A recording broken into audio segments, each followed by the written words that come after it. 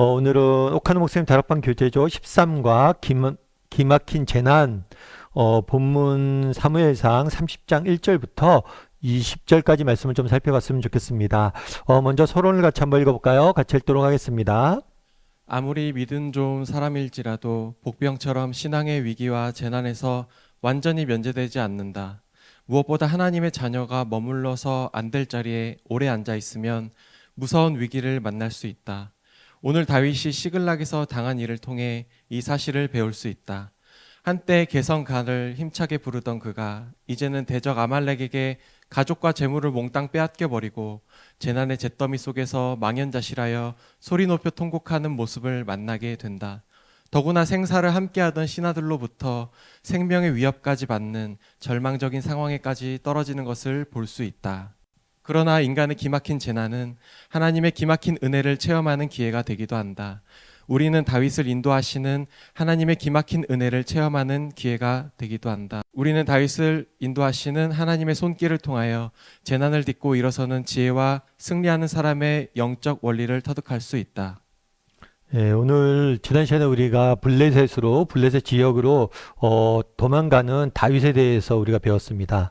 근데 블레셋 지역으로 도망갔을 때 처음에는 사울이 다윗을 잡으려고 하지 않고 모든 일이 성공적으로 펼쳐지는 것처럼 보였어요. 하지만 그렇지가 않았죠. 그 이후에 계속해서 어려움이 다윗의 인생에 떠오는 것, 계속해서 찾아오는 것을 우리가 보게 됩니다. 심지어 나중에는 가드왕 아기스를 나의 종, 당신의 종이라고 표현하는 모습까지 보게 돼요. 그만큼 정말 일국의 왕이었던, 왕이 될 사람이었던 다윗이 정말 다른 나라 왕에게, 하나님이 아니라 다른 나라 왕에게 머리를 조아리는 그런 낮은 위치까지 가게 된 것을 보게 됩니다. 뿐만 아니라 오늘 본문에서 또 다른 큰 위기, 정말 가족을 잃어버리고 모든 것을 잃을 뻔한 그런 위기 상황에 처하는 모습들을 보게 돼요. 그래서 오늘은 그날의 다윗이 블레셋으로 간 다음에 어떤 위기를 맞이했는지, 그런데 이 위기 가운데서 하나님이 뭘 베푸셨어요? 은혜를 베푸셨어요. 그래서 위기에 빠진 다윗을 어떻게 하나님께서 구원하셨는지에 대해서 오늘 좀 살펴봤으면 좋겠습니다. 우리 1번 문제 같이 한번 읽어볼까요? 아말렉 사람들이 시글락을 침노한 이유가 무엇이라고 생각하는가? 네. 1절에 이렇게 되어 있어요. 다윗과 그의 사람들이 사흘 만에 시글락에 이른 때에 사흘 만에라고 되어 있죠. 왜 사흘 만에라고 표현했냐면 그 당시 이스라엘은 블레셋과 전쟁 중에 있었어요. 그래서 블레셋 사람들이 이스라엘을 침공하고 있었는데 다윗 역시 그 당시에 블레셋 지역에 있었고 가드 왕을 섬기고 있었기 때문에 이 전쟁에 참여할 수밖에 없었어요. 그래서 다윗은 결국에 어디까지 간 거예요? 자신의 고국인 이스라엘을 과 전쟁을 벌여야 될 위치까지 간 거예요. 여러분 생각해보세요. 다윗이 누구예요? 정말 하나님께서 그를 기름 부어서 이스라엘 왕으로 세웠잖아요. 그리고 블레셋의 장수 골리앗을 이겼던 사람이에요. 그런데 그 다윗이 뭐예요? 이제는 이스라엘과 싸우게 될 형편이 된 거예요. 자신의 조국과 싸우게 될 형편이 된 거예요. 그렇게 된 근본적인 이유는 뭐예요? 이 블레셋으로 도망갔기 때문이에요. 그래서 블레셋과 이스라엘 전쟁하고 있었기 때문에 이스라엘과 전쟁하기 위해서 블레셋의 전쟁터로 참여하게 됩니다. 그런데 가드 왕 아기스는 다윗을 신뢰했지만 나머지 이 블레셋 방백들이 다른 도시의 왕들이 다윗을 믿지 못했어요.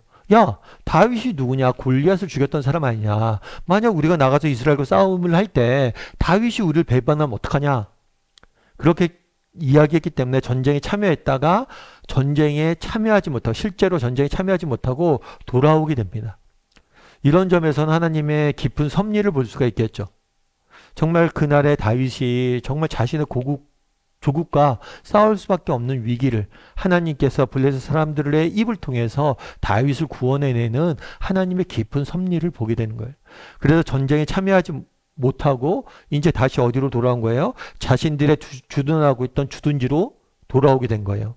그런데 문제는 뭐였냐면 이 사람들이 전쟁에 참여하면서 시간을 비우고 있었잖아요. 마을을 비우고 있었잖아요. 그때 누가 찾아왔냐면 아말렉 사람들이 찾아왔어요. 그래서 아말렉 사람들이 이곳을 침략했던 거예요. 참 안타까운 일이죠. 그리고 이 아말렉 사람들 누구냐면 그 당시에 이 이스라엘 지역이나 이 근동아시아 지역에 이 아말렉 사람들은 산적과 같은 존재들이었어요. 그래서 이곳저곳에서 약자들을 공략하고 약탈하고 이런 것들을 일삼았던 사람들이.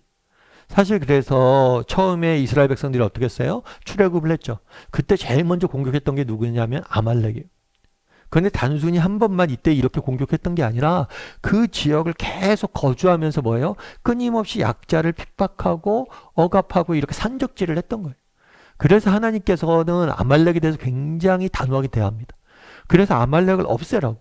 뭐 단순히 이스라엘 공격했기 때문이 아니에요. 그 안에 있는 악한 본성들을 보셨기 때문이에요. 그런데 아말렉이 이렇게 다윗이 있는 지역을 공격했던 이유가 있죠. 27장 8절에 이렇게 됐어요. 다윗과 그의 사람들이 올라가서 구스 사람과 기르스 사람과 아말렉 사람을 침노하였으니 그들은 옛적부터 술과 에돔 땅을 지나가는 지방의 주민이라. 아말렉 사람들 침노했다. 그러니까 다윗이 이전에 아말렉을 공격했던 전력이 있었던 거죠. 우리 이번 문제를 한번 같이 읽어볼까요? 아말렉 사람들이 저지른 만행의 구체적인 내용은 무엇이며 끔찍한 재난의 현장을 바라보는 다윗과 백성들의 반응은 어떻게 나타났는가? 아말렉이 딱 이 사람들이 전쟁에 참여했다가 돌아왔어요. 돌아왔더니 아말렉이 이미 그것들 침공한 다음이었어요.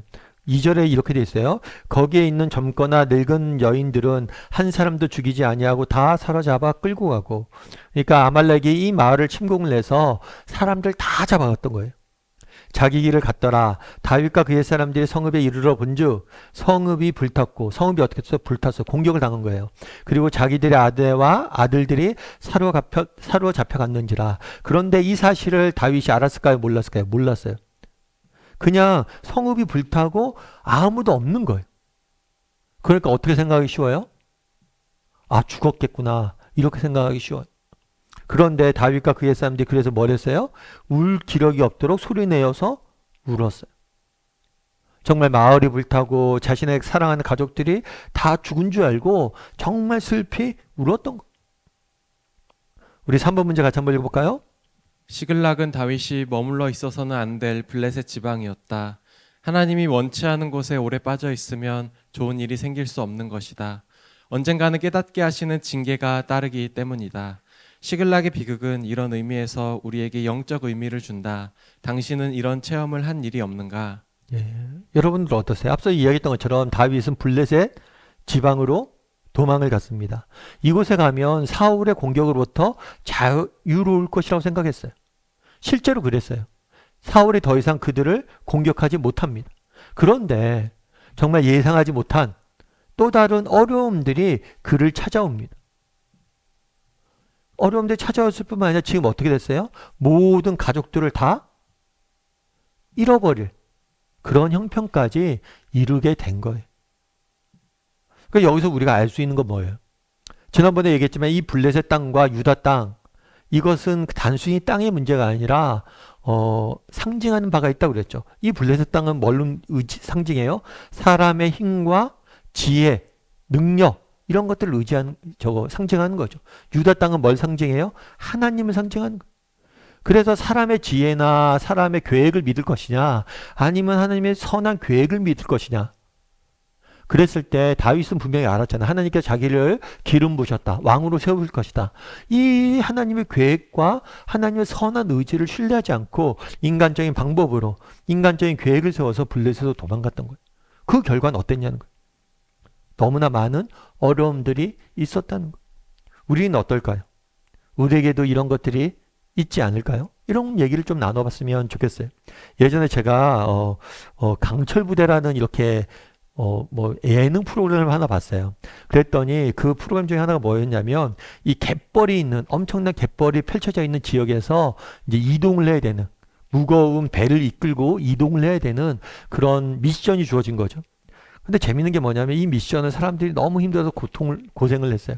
근데 미션이 딱 주어졌는데 한 팀은 어떻게 하냐면 물이 있는 쪽에 물이 쭉 있는 쪽으로 가는 거예요. 여러분 생각해서 물과 땅이 있어요. 그러면 어디가 더 이동하기 편한 것 같아요?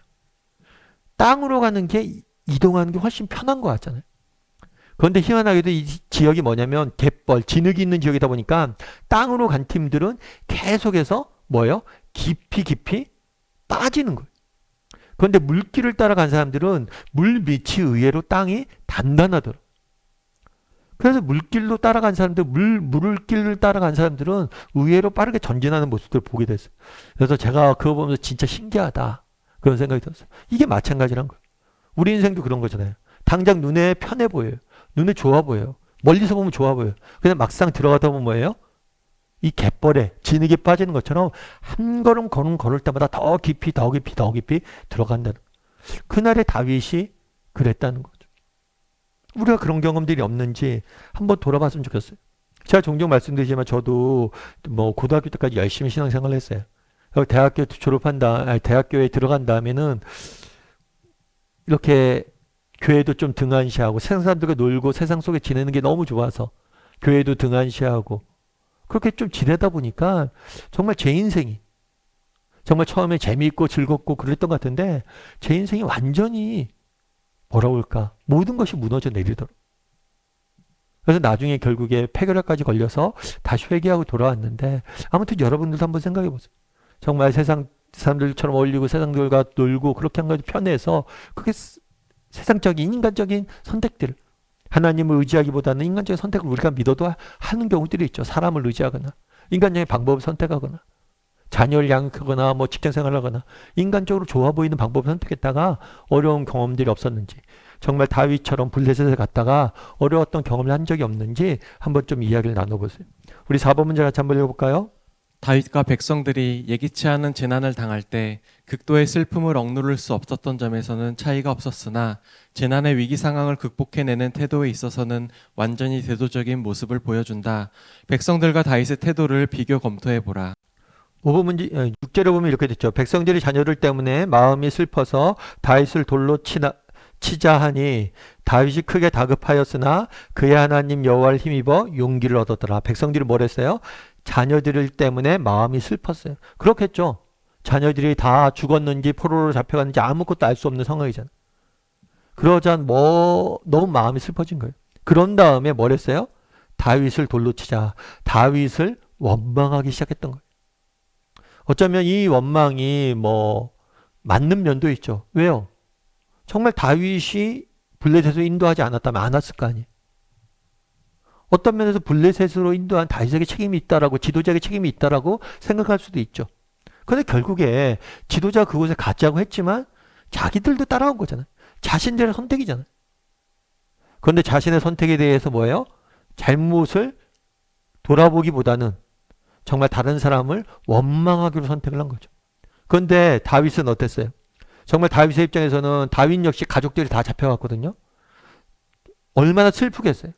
자기가 슬픈데 당신의 자신을 따르는 사람들에게 원망까지 받았어요. 다르게 말하면 자신의 지도자의 역할들이 큰 도전을 받은 거예요. 그런 위기 상황 속에서 다윗은 뭘 했어요? 하나님을 힘입어 용기를 얻었어요. 다른 사람들은 슬픔에 빠져 있었어요.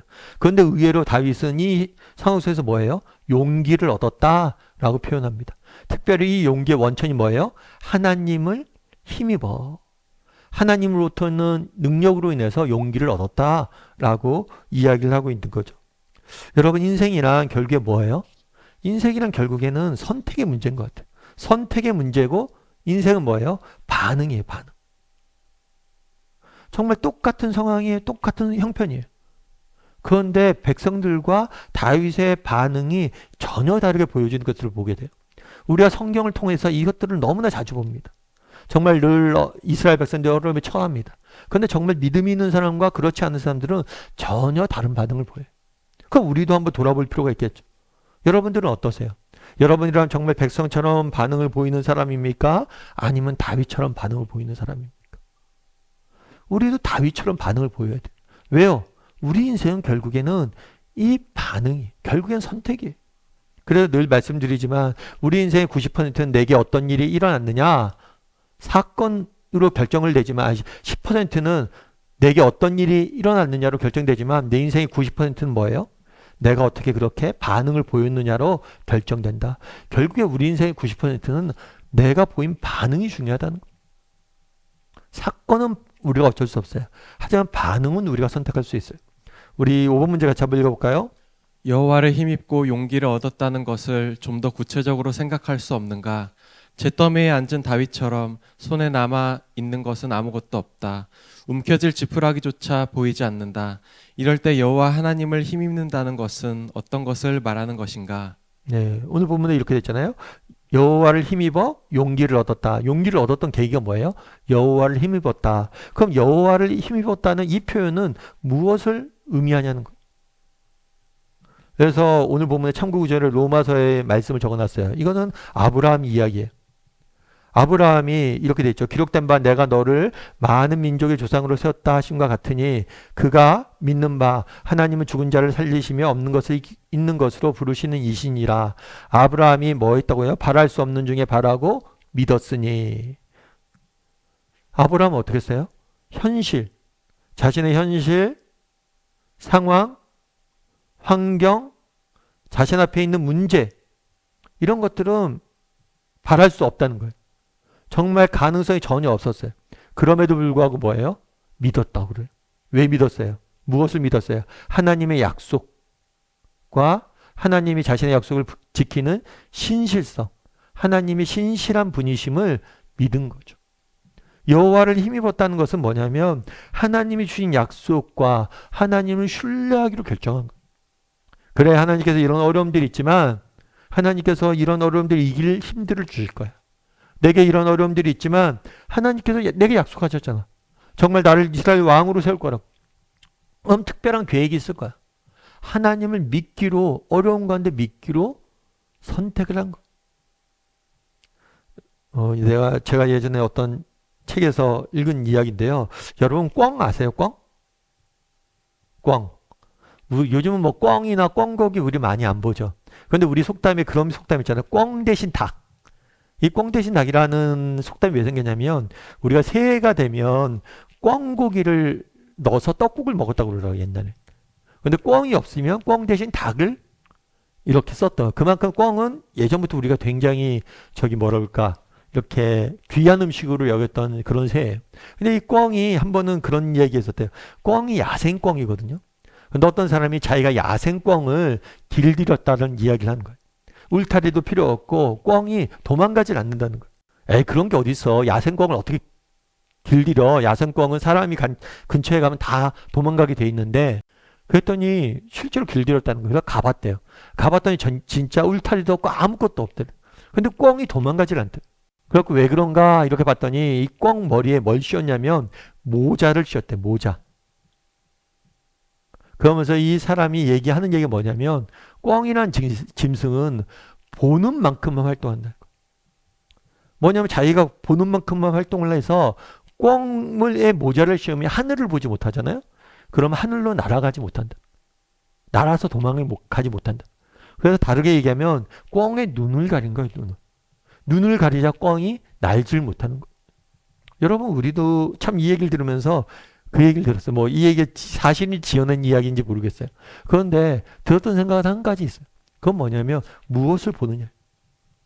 우리가 정말 땅의 것만 바라보고 정말 밑에만 바라본다면 우리는 하나님의 능력을 힘입을 수 없어요. 하늘을 바라봐야 돼. 하나님을 바라봐야 돼. 그래야지 뭐예요? 우리가 정말 하나님의 힘을 얻을 수 있는 거죠. 우리가 수요 모임하는 이유도 여기에 있잖아요. 오늘 우리가 이렇게 말씀 나눕니다. 그리고 다락방 모여서 이야기 나눠. 왜 우리가 바빠 죽겠는데 수요 모임도 하고 다락방도 하고 그래요? 정말 이 시간만큼 뭘 보는 거예요? 하나님을 보는 거예요. 하나님 어떤 분이시 바라보는 거예요. 그랬을 때 하나님 주시는 그런 힘과 능력이 있는 거죠. 그래서 저도 늘 기도해요. 우리가 모일 때마다 하나님 한 사람 한 사람에게 위로도 주시고 능력도 좀 맛보게 해달라고. 하나님 주시는 이 힘입음을 좀 맛보게 해달라고. 그래서 이 힘입는다는 게 무슨 의미인지 좀 이야기를 나눠봤으면 좋겠습니다. 6번 문제 같이 한번 읽어볼까요? 평소에 충성하던 사람이 사태가 바뀌어 불리하게 되면 지도자한테서 등을 돌리거나 정면으로 대적하는 일은 인간 사회에서 흔히 보는 가슴 아픈 사건이다. 어떤 의미에서 끝까지 믿어도 될 동료나 제자는 존재하지 않는지도 모른다. 모두가 자기에게 유익하고 필요하니까 사랑하고 충성하는 조건적인 관계를 벗어나지 못하고 있다. 우리는 가정에서 부모, 사회에서 상관, 스승, 선배, 교회에서 교역자를 지도자로 따르고 있다. 당신은 어떤 자세로 그들과 서로의 관계를 지속하고 있는가? 혹시 다윗의 부하들처럼 행동하고 있지 않는가? 그 당시 다윗의 부하들은 어떻게 했어요? 슬픔에 빠졌죠. 슬픔에 빠졌다가 다윗은 여호와를 힘입어 용기를 얻었는데 뭘 했어요? 슬픔에 빠졌다가 원망을 했어요. 원망. 그런데 이거는 단순히 다윗의 부하들의 문제가 아니라 인간의 가장 전형적인 모습이에요. 처음에 아담과 하와가 선악과를 따먹었잖아요. 그런 다음에 하나님께 나타나셔서 니네 왜 그걸 먹었냐? 그랬더니 뭐예요? 서로에 대해서 책임 전가를 하면서 서로를 원망했어. 그래서 이 원망은 우리가 자주 접하는 거예요. 그리고 어려움이 닥쳤을 때 우리가 가장 하기 쉬운 일은 뭐예요? 하나님을 원망한다든가 다른 사람을 원망한다든가 환경을 원망하는 거예요. 여러분 우리는 어떠냐는 거예요. 그런 경우들이 없어요? 사실 너무 많죠. 이렇게 정말 원망하는 경우들이 너무 많아요. 어떤 일이 생겼을 때 정말 환경이나 다른 사람이나 하나님, 내가 우리 집에서 태어나지만 않았으면, 내가 좀 더 좋은 집안에서 태어났으면, 내가 좀 더 좋은 여건이 되었다면, 뭐 여러 가지 원망들을 우리가 할 수가 있는 거죠. 특별히 사람에 대한 원망들을 할 수가 있는 거죠. 그런데 여러분들이 이 원망을 해서 결국엔 어떻게 돼요? 남는 게 없잖아요. 그래서 우리는 어려움이 생겼을 때 참 다른 사람들 원망하는 사람 아닌지 한번 돌아봤으면 좋겠어요. 예전에 제가 사랑의교회 있을 때 옥하는 목사님 이제 모시고 이제 사랑의교회 사역할 때 옥 목사님이 정말 부교육자를 잘못하면 정말 눈물이 쏙 날 줄 혼내십니다. 그래서 막 목사님이 너 나가 다 필요 없어 너 해고야 막 이런 얘기 들은 교육자들 많아요. 그래서 우리 교육자들 사이에서는 그런 얘기 했었어요. 옥 목사님이 나가라고 그래서 해고한다고 그래서 나가면 바보라고 막 화내서 혼내시죠. 너 해고라고. 근데 그 다음에 찾아가서 목사님 사정이 이렇게 됐고 제가 또 뭐 이렇게 말씀드리면 수긍할 건 또 수긍하시고 혼내실 건 혼내시고 그렇게 하세요.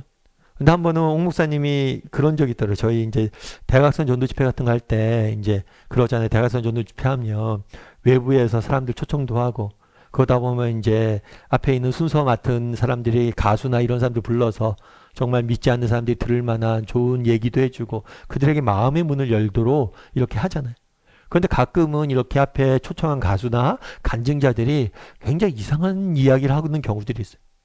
그럼 이 대각선 전도 집회를 준비했던 사람이나 또 뭐예요? 이 사람들 초청했던 사람들은 되게 마음이 무겁죠. 그런데 그럴 때마다 옥 목사님 늘 하셨던 말씀이 뭐였냐면 그랬다고 그러더라고요. 그 담당자가 대학선 전도집회 담당자 얘기하는 게 자기를 혼내기보다는 그 순간만큼 그런다고 그러더라고요. 야, 걱정하지 마라. 내가 올라가서 설교할 텐데 내가 설교할 때 잘하면 돼. 그래서 누군가 어떤 일이 꼬였을 때 원망하기보다는 참 그것들 책임지려는 자세가 자기 마음에 와닿았다고 그러더라고요. 참 제가 그 말 듣고 되게 많이 그때 와닿았어요. 아, 나도 저런 사람이 돼야지. 이런 생각들이 많이 들었어요. 여러분 정말 원망하는 거 누구나 하죠. 쉬워요. 그런데 정말 원망하지 않고 정말 다르게 반응을 보일 수 있는 사람이 되는 것. 그것이 정말 중요한 것 같아요. 우리 7번 문제 같이 한번 읽어볼까요? 에봇이란 제사장들이 입는 의복의 일종이었다. 대제사장의 에봇에는 하나님의 뜻을 알고자 할 때 사용하는 우림과 둠밈이 들어 있었다. 경황이 없는 중에도 에봇을 찾는 다윗의 모습에서 당신은 어떤 사실을 깨닫는가? 예, 여기서 뭐라고 되어 있냐면 우리가 용기를 배웠잖아요. 다윗이 다른 사람들은 슬픔에 빠져 있었고 원망을 했어요. 그런데 용기를 다윗은 얻었다라고 이야기합니다. 어떻게 용기를 얻었어요? 하나님으로부터 힘입어. 하나님의 힘입어. 그런 다음에 다윗이 뭘 했냐면 에봇을 갖고 오라고 그래요. 이 에봇은 제사장이 입는 옷이에요. 옷인데 특별히 이 에봇은 뭘 하는 거냐면 하나님의 뜻을 구할 때 쓰는 옷이에요. 다르게 말하면 그날에 다윗이 뭘 했냐면 슬픔에 빠져있다 용기를 얻었어요. 그런 다음에 처음 한 일은 뭐예요? 하나님의 뜻을 구하는 거예요. 그럼 하나님께 어떤 것을 물었는지 한번 8번 문제 같이 한번 읽어볼까요? 다윗의 기도의 내용이 무엇이며 기도에 대한 하나님의 응답을 말하라. 뭐라고 되냐면 다윗이 여호와께 묻자와 이르되 내가 이 군대를 추격하면 잡으리까? 그러니까 내가 이 군대를 추격해야 됩니까? 그럼 내가 추격하면 따라잡을 수 있습니까? 아말렉을 내가 추격해야 됩니까? 추격한 다음에 따라잡을 수 있습니까? 라고 물은 거죠. 그랬더니 여호와께서 뭐라고 답했어요?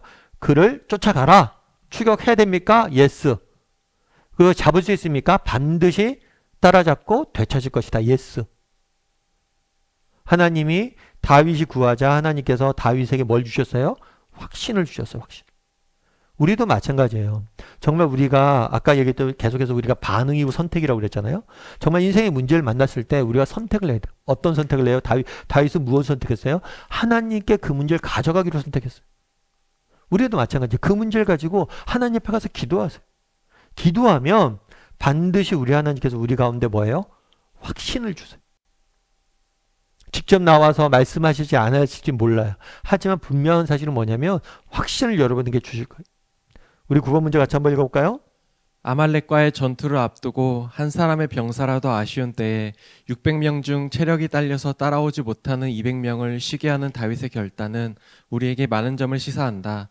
다윗의 처리는 확고한 믿음에서 나온 인도주의적인 결단이라고 볼 수 있다. 믿음이 강하지 못했다면 허락할 수 없는 일이고 또 믿음이 좋았다 해도 인간성이 나쁨을 용납하기 어려운 일이었다. 왜 그런지 생각해보라. 예, 9절에 10절에 이렇게 되어 있어요. 이에 다윗과 그와 함께한 600명이 추격을 시작을 합니다. 그런데 이거 추격을 시작하자 곧 피곤하여 200명이 뭐예요? 부솔 시내를 건너지 못했다라고 되어 있어요. 곧 피곤했다. 그도 그럴 것이 지금 상황이 어떻게 된 거냐면 블레셋 전쟁터로 나갔습니다. 전쟁터로 나갔어요. 나갔다가 전쟁을 하진 않았지만 돌아왔어요. 이것도 먼 거리잖아요. 근데 돌아온 다음에 곧바로 다시 뭘 한 거예요? 추적을 한 거잖아요. 그러니까 굉장히 장거리 행군을 하고 있었던 거예요. 그러다 보니까 200명 정도가 낙오가 된 거죠. 그러자 다윗이 뭘 했다고 그랬어요? 400명을 거느리고 쫓아갔다. 200명이 낙오가 되자 그들을 뭐예요? 머물게 있게 하고, 그러니까 200명이 너무 힘들어하자 그들을 두고 400명만 데리고 간 거예요. 그럼 어떻게 이렇게 할 수 있냐는 거예요. 어떻게 이렇게 할 수 있었을까요? 무엇보다 여러분들 어떻게 생각하세요? 어떻게 다윗이 이렇게 할 수 있었을까요? 무엇보다도 이렇게 할 수 있었던 근거는 뭐예요? 확신이에요. 어떤 확신이에요? 하나님이 주신 확신이죠. 네가 따라가면 반드시 잡을 것이다 라는 확신을 줬기 때문에. 그리고 저는 개인적으로는 이것은 굉장히 합리적인 선택이라고 생각을 해요. 왜냐하면 물론 600명 중에서 200명이 주는 거는 안타까운 일이죠. 하지만 이 200명을 데리고 가다가는 쫓아가지 못해요. 결국에 200명을 다 데리고 가다가는 더 느려져요. 지금은 빨리 쫓아가야 되는 거잖아요. 그래서 가장 본질적으로 뭐예요? 하나님이 주신 확신 때문이었어요. 확신이 있다고 해서 게으름을 피우고 있지 않는 모습을 볼 수가 있는 거죠. 확신이 있기 때문에 뭐예요? 더 빨리 쫓아가려고, 추격하려고 노력하는 모습들을 보게 되는 거예요. 그래서 우리 10번 문제 같이 한번 읽어볼까요? 아말렉을 추격하는 다윗을 너무도 섬세하게 인도하시는 하나님의 손길을 아말렉 사람의 종이었던 애굽 소년을 통하여 살펴보는 것은 매우 흥미로운 일이다. 왜 이것이 하나님의 인도라고 할 수 있는지 차근차근하게 한 가지씩 짚어보자. 지금 다윗이 아말렉을 추격하고 있었어요. 추격하고 있었는데 이 추격하다가 누굴 만나냐면 아말렉의 사람을 만나요. 무리가 들에서 애굽 사람 하나를 만나요. 아말렉의 종이었던 애굽 소년을 만나게 되는 거예요. 그를 뭐 했다고 해서 다윗에게로 데려왔어요. 데려왔더니 뭘 줬다고 그랬어요? 떡과 물을 먹게 했어요. 왜 떡과 물을 먹게 했냐? 그에게 무화과 뭉치에서 뗀 덩이 하나와 건포도 2송이를 주었으니 그가 밤낮 사흘 동안 먹지도 못하고 마시지도 못했어요. 일단 먹지도 못하고 마시지도 못하고 기력이 지쳐 있으니까 그에게 일단 먹을 것을 준 거예요. 그러자 그 사람이 뭐라고 얘기했냐면 우리가 그렛 사람의 남방과 유다에 속한 지방과 갈렙 남방을 침노하고 시글락을 뭐예요? 불살랐다. 우리가. 그러니까 그들과 아말렉과 자기가 같이 있었음을, 그래서 공격하는 그 자리에 같이 있었음을 알려준 거죠. 그런 다음에 뭐라고 됐냐면 다윗이 그에게 이르되 내가 나를 그 군대로 인도하겠느냐? 너 그러면 아말렉에게 나를 인도할 수 있어? 그랬더니 그가 이르되 당신이 나를 죽이지 아니하고 내 주인의 수중에 넘기지 아니하겠다라고 하나님의 이름으로 맹세하면. 그렇겠죠. 자기가 안내해 줄래? 나를 안 죽이고 내가 당신네 마을을 침공했을 때 함께 있었다는 이유로 나를 안 죽이고 또 가서 나가 도망쳐 나온 아말렉 사람에게도 안 넘긴다면 내가 안내해 주겠다고 맹세하게 돼. 그래서 결국엔 뭐예요? 안내하게 되는 거죠. 앞서 얘기했던 것처럼 하나님께서 추격하라고 이야기합니다. 추격하라고 이야기하는데 추격하다가 한 소년을 만나게 돼. 이 소년에게 친절을 베풉니다. 사실 이게 쉬운 일은 아니죠. 왜냐면 지금 한시가 급하잖아요. 그런데 쓰러져 있는 소년을 발견하고 그에게 친절을 베풀고 먹을 것을 먹여요. 그래서 이 소년을 통해서 하나님께서 인도하는 모습들을 보게 되죠. 그래서 우리가 정말 하나님이 우리를 인도하시는 방법은 다양한 것 같아요. 때로는 말씀으로 정말 직접 나타나서 말씀하시는 경우도 있겠죠. 근데 때로는 정말 하나님의 말씀을 통해서 우리가 성경을 읽다 보면 우리에게 확신을 주시면서 우리를 인도할 때도 있어요. 그리고 기도하다 보면 우리에게 확신을 줄 때도 있어요. 또 때로는 뭐예요? 사람을 활용하셔서 우리의 인생을 인도하시기도 한다는 것. 11번 문제 같이 한번 읽어볼까요? 다윗이 아말렉 진영에 도착한 시각과 이때 아말렉 진영에서 벌어지고 있는 형편을 상관지어 생각해보라. 각자 무엇을 깨달을 수 있는지 말하라. 그가 다윗을 인도하여 내려가니 그는 애굽 소년이죠. 다윗을 인도했어요. 그랬더니 그들이 온 땅에 편만하여 블레셋 사람의 땅과 유다 땅에서 크게 약탈하였음을 말미암아 먹고 마시고 춤추니라. 블레셋이 아말렉이 있던 지역에 딱 가니까 이 아말렉 사람들이 뭘 하고 있었어요? 먹고 마시고 춤추고 있었던 거죠. 뭘 하고 있었던 거예요? 축제를 벌이고 있었던 거예요. 왜요? 승리했잖아요, 자기들이. 야, 우리가 승리하고 이 많은 전리품을 챙겼다. 라고 축제하고 있었던 거죠. 이때가 어쩌면 가장 뭐예요? 방심하고 있었던 때. 방심하고 있었던 때. 그러니까 하나님의 시간표는 정확한 거죠. 딱 도착하니까 뭐예요? 완전히 그들이 전쟁할 의지가 없는 거예요. 전쟁할 상황이 아니에요. 술 먹고 놀고 있는 거예요. 방심하고 있는 거죠. 그래서 다윗이 새벽부터 이튿날 저물 때까지 그들을 치매. 낙타를 타고 막 도망간 소녀 400명 외에도 피한 사람이 없었더라.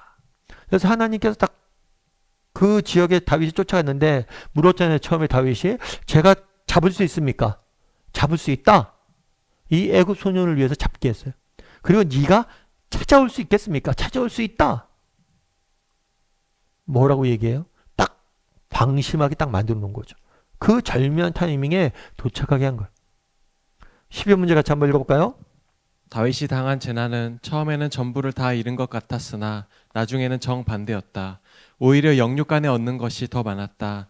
18절에서 20절, 23절을 가지고 몇 가지를 지적하라. 뭐라고 되냐면 다윗이 아말렉 사람들이 빼앗아갔던 모든 것을 도로 찾고 그의 두 아내를 구원했어요.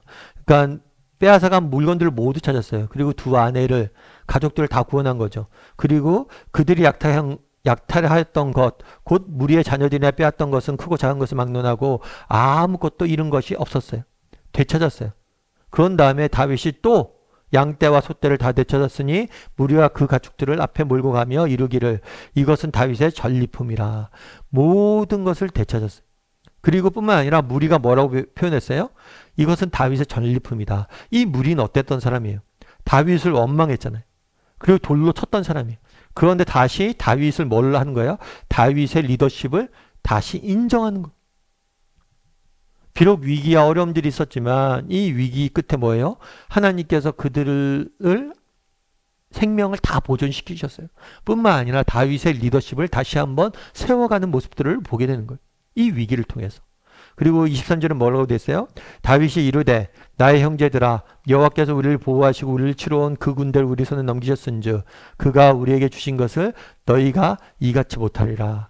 이게 무슨 얘기냐면 다윗이 지금 아까 600명이 추적을 했잖아요. 그 중에 200명은 못 왔어요.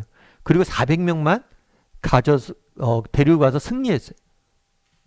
그래서 승리해서 전리품을 가져오는데 이 200명에게 이 전리품을 나눠줄 것이냐 말 것이냐 라는 문제가 생겼어요. 그래서 다윗이 뭐라고 그러냐면 나의 형제들아 여호와께서 우리를 보호하시고 우리를 치러온 이 그군대 우리 손에 넘겼은즉 그가 우리에게 주신 것을 너희가 이같이 못할 것이다. 다르게 얘기하면 이거를 결국에 우리가 승리한 건 우리 400명이 노력을 된 게 아니야. 하나님 우리를 승리케 한 거야. 그래서 이 600명 모두에게 공평하게 나눠줍니다. 그래서 이것은 이후에 이스라엘의 중요한 전통이 돼요. 그래서 전쟁에 참여한 사람이나 그렇지 않은 사람이나 동일한 몫을 받게 되어 있는 거예요. 그래서 뭘 알 수가 있냐면 다윗이 그날에 어려움들이 있었어요.